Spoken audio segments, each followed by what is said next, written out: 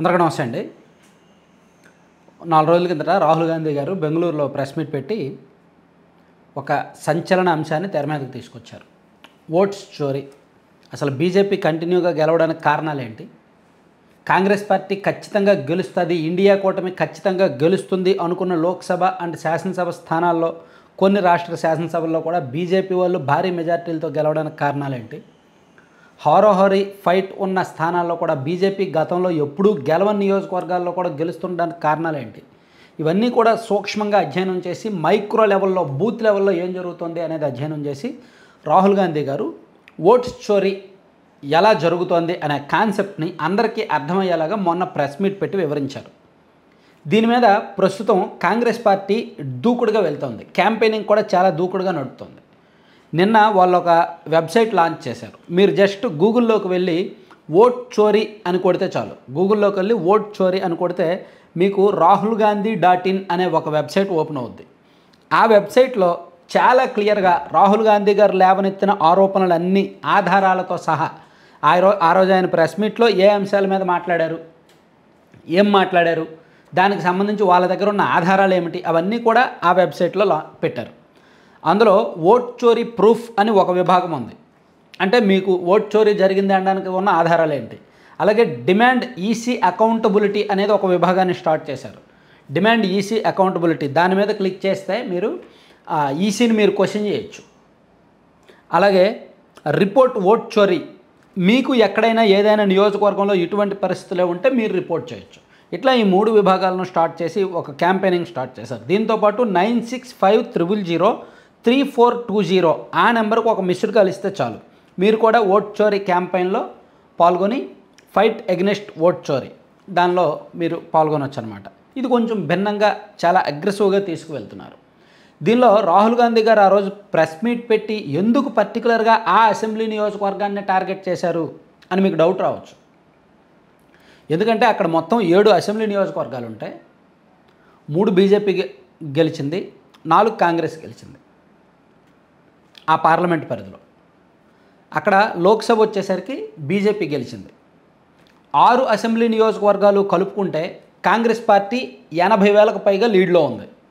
కానీ ఒక్క మహదేవ్పుర ఆయన ఏదైతే ప్రెస్ మీట్ పెట్టి ఆధారాలు చెప్పాడో ఆ ఒక్క అసెంబ్లీ నియోజకవర్గంలోనే బీజేపీకి 1,00,000 ఓట్లకు పైగా మెజారిటీ వచ్చింది. ఒక పార్లమెంటు పరిధిలో 6 అసెంబ్లీ నియోజకవర్గాల్లో కాంగ్రెస్కి లీడ్ వచ్చి మెజారిటీ వచ్చి ఒక్క అసెంబ్లీ నియోజకవర్గంలోనే బీజేపీకి 1,00,000కు పైగా మెజారిటీ వచ్చేసరికి ఫలితం తారుమారు అయిపోయింది. ఇది అసలు ఊహించలేదు, కాంగ్రెస్ పార్టీ వాళ్ళు ఊహించలే. ఏంటి ఈ ఒక్క అసెంబ్లీలోనే ఎందుకు ఇలా జరిగింది అని చెప్పి వాళ్ళు వెళ్ళారు, డెప్త్గా వెళ్ళారు. వెళ్తే వాళ్ళు ఐడెంటిఫై చేశారు దీనిలో ఏ రకాలుగా ఓట్ చోరీ జరుగుతోంది. డూప్లికేట్ ఓటర్ ఐడీలు అయితేనేమి, డూప్లికేట్ అడ్రస్లు అయితేనేమి, డూప్లికేట్ ఐడెంటిటీ కార్డులు అయితేనేమి, రిపీటెడ్ ఓట్లు అయితేనేమి, ఇవన్నీ కూడా వాళ్ళు ఐడెంటిఫై చేసి రాహుల్ గాంధీ గారు ప్రెస్ మీట్లో ఎక్స్ప్లెయిన్ చేశారు. నాకు తెలిసినంత వరకు కేంద్రంలో బీజేపీ అధికారంలోకి వచ్చి 12 ఏళ్ళు అవుతుంది. ఈ 12 ఏళ్లలో 11 ఏళ్ళు దాటింది కదా, ఈ 12 ఏళ్లలో ఫస్ట్ టైం బీజేపీ మీద ఎన్డీఏ మీద రాహుల్ గాంధీ గారు చాలా అగ్రెసివ్గా, చాలా దూకుడుగా వెళ్తున్నారనమాట. అయితే దీనికి నేషనల్ మీడియా సపోర్ట్ లేదు నిజానికి, కానీ సోషల్ మీడియా సపోర్ట్ బాగానే దొక్కుతుంది.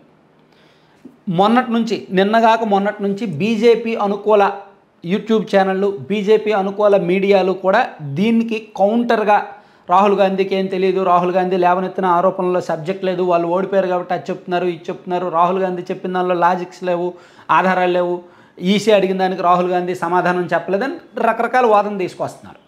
సో ఇందులో బీజేపీ అనుకూల వెర్షన్ చెప్పడానికి, రాహుల్ గాంధీ వ్యతిరేక వెర్షన్ చెప్పడానికి బీజేపీ నడుపుతున్న సోషల్ మీడియా బ్యాచ్ మొత్తం మొన్నటి నుంచే రంగంలోకి దిగారు.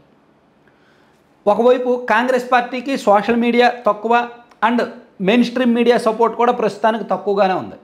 కానీ వాళ్ళు లేవనెత్తుతున్న అంశంలో విషయం ఉంది కాబట్టి, సబ్జెక్ట్ ఉంది కాబట్టి, ఆధారాలతో సహా ఒక అకౌంటబిలిటీ నిరూపించుకోవాల్సిన అవసరం ఈసీ మీద ఉంది కాబట్టి, ఈసీకి ట్రాన్స్పరెన్సీ కావాలి కాబట్టి సాధారణ పౌరులు, న్యూట్రల్ వర్గాలు, ఎడ్యుకేటెడ్ పర్సన్స్, వివిధ వర్గాల నుంచి రాహుల్ గాంధీ గారికి మద్దతు వస్తుంది. మేబీ మీడియా నుంచి రాకపోవచ్చు, లేదా సోషల్ మీడియా నుంచి రాకపోవచ్చు, కానీ కాస్త ఆలోచన పరులు, విజ్ఞతతో ఆలోచించే వాళ్ళు మాత్రం నిజమే కదా, రాహుల్ గాంధీ గారు చెప్పిన దానిలో నిజం ఉంది కదా, బెంగళూరు సెంట్రల్ ఓడిపోవడానికి మేబీ రీజన్ ఇదే కావచ్చు కదా. 6 అసెంబ్లీ స్థానాల్లో కాంగ్రెస్కి లీడ్ వచ్చి ఒక్క అసెంబ్లీ పరిధిలో బీజేపీకి అంత భారీ లీడ్ వచ్చి లోక్సభ స్థానం మొత్తం బీజేపీ గెలవడం ఏంటి? సో ఆ ఒక్క అసెంబ్లీలో ఏం జరిగింది? 1,00,000కు పైగా ఓట్లు నిజంగా చోరీ జరిగాయేమో, రాహుల్ గాంధీ గారు చెప్తున్న దానిలో నిజం ఉందేమో అని ఆలోచించడం మొదలుపెట్టారనమాట. సో అందుకే ఈ క్యాంపెయినింగ్ కూడా, ఓట్ చోరీ క్యాంపెయినింగ్ కూడా భారీగా మద్దతు వస్తుంది. ఇదే కాన్సెప్ట్ని కనుక రాహుల్ గాంధీ గారు నెక్స్ట్ 2-3 ఇయర్స్ బలంగా తీసుకువెళ్తే ఖచ్చితంగా ఎలక్షన్ కమిషన్ డిఫెన్స్లో పడిపోద్ది. ఖచ్చితంగా డిఫెన్స్లోకి వెళ్ళిపోతారు, జాగ్రత్త పడతారు. బీజేపీ వాళ్ళు కూడా జాగ్రత్త పడతారు.